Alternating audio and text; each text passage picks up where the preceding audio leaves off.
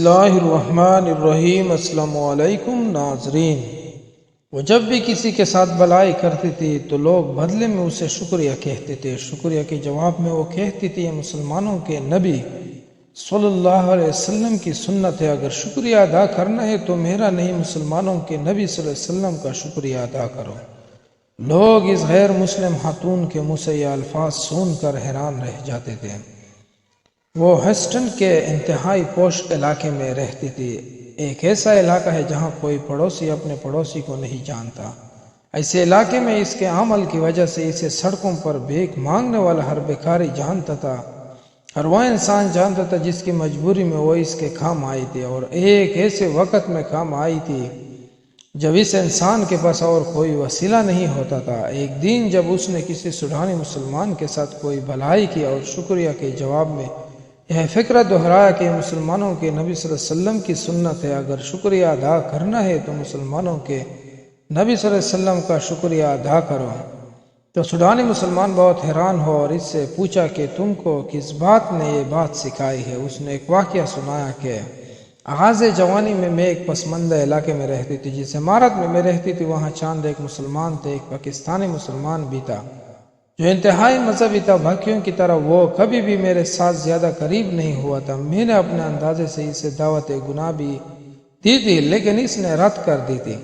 میرا اندر اس کے لیے نفرت کا ایک جذبہ سا بن گیا تھا اور میں اسے کسی نہ کسی طرح تنگ کرنا چاہتی تھی۔ مختلف موقعوں پر کرتی بھی رہتی تھی، یہاں تک کہ اس پاکستانی نماز کے وقت باقاعدہ اذان دینا شروع کر دی تھی۔ میں نے ایک دو بار اسے منع کیا تو اس نے کہا کہ میں کوشش کرتا ہوں میری آواز میرے کمرے تک محدود رہے، لیکن کبھی کھڑکی کھولی ہونے کی وجہ سے باہر گیلری میں چلی جاتی۔ میں اس کے لیے معافی چاہتا ہوں۔ میں نے اسے کہا کہ تمہیں معافی ایک ہی صورت میں مل سکتی ہے کہ تم اذان نہ دیا کرو، لیکن اس نے میری بات نہیں مانی۔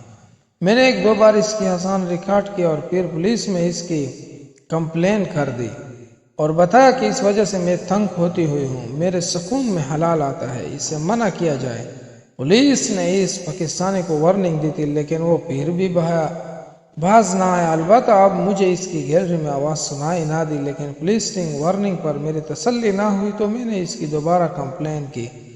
اب کی بار میری کمپلین پر ایکشن لیا گیا اور اسے پولیس اسٹیشن بلایا گیا۔ تقریباً اسے پوری رات کے لیے پولیس اسٹیشن میں پابند رکھا گیا۔ جب صبح ہوئی قانونی معاملات سے فارغ ہو کر اپنے گھر واپس آیا تو میں نے اسے بلڈنگ کے سامنے سڑک کنارے اوندے منہ لیٹی ہوئی ملی۔ اس نے بجائے گھر جانے کے فوراً متعلقہ ادارے کو اطلاع دی، مجھے ایمبولینس میں ڈالا اور ہسپتال لے آیا۔ چونکہ ایک عمارت میں رہنے کی وجہ سے وہ میرے حالات سے اچھی طرح واقف تھا، اسے پتہ تھا کہ میرا ایک معصوم بچہ بھی ہے اور میرا بوائے فرینڈ مجھے چھوڑ کر جا چکا ہے، اس لیے مجھے ہسپتال پہنچانے کے بعد واپس آ کر میرے بچے کا پیمپر بدلا اور اس کے خوراک کا انتظام کیا۔ میرا بچہ اپنی کسی کولیگ خاتون کے حوالے کیا اور خود میرے پاس واپس ہسپتال پہنچ گیا۔ جب میں ہوش میں آیا اور اسے اپنے سامنے پایا تو مجھے حیرت کا ایک جھٹکا لگا کہ وہ یہاں کیسے، مگر اس سے پہلے کہ میں کوئی سوال کرتی میری کنفیوژن کو دور کر دیا گیا اور بتایا گیا کہ مجھے کس طرح روڈ سے اٹھا کر اسپتال پہنچانے والا انسان یہی ہے۔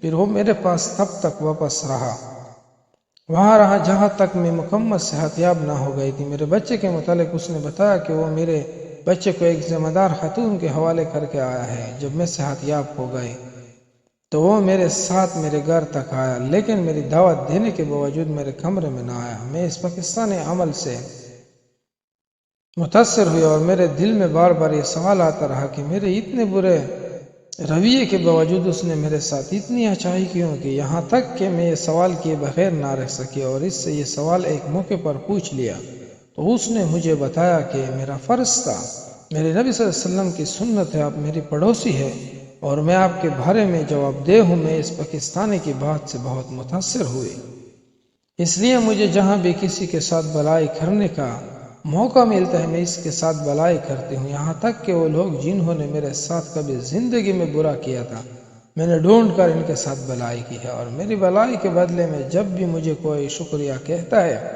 تو میں اس کو یہ ضرور بتاتی ہوں کہ اس شکریہ پر میرا کوئی حق نہیں بلکہ یہ مسلمانوں کے نبی صلی اللہ علیہ وسلم کی سنت ہے۔ سوڈانی بتاتا ہے میں اس عورت کی بات سن کر حیران رہ گیا میرے دل میں یہ حسرت جاگی، کاش میں اس پاکستانی مسلمان سے مل سکوں جس کے عمل کو دیکھ کر غیر مسلم خاتون بھی اتنی متاثر ہے کہ وہ بھی نبی صلی اللہ علیہ وسلم کی سنت پر چلنے لگی ہے، مگر چاہ کر بھی میں اس پاکستانی مسلمان سے نہیں مل سکا۔ اگر زندگی رہی تو میری تلاش جاری ہے، میں ضرور ملوں گا انشاءاللہ۔ سب دوستوں سے گزارش ہے کہ اپنے عمل سے دوسروں کو متاثر کریں، اخلاق اچھے کرو، کیونکہ اخلاق ہی وہ گور ہے، وہ تیر ہے جو دوسروں کو چھلنی کرتی ہے اور وہ آپ کے اسلام میں داخل ہو جائے گا۔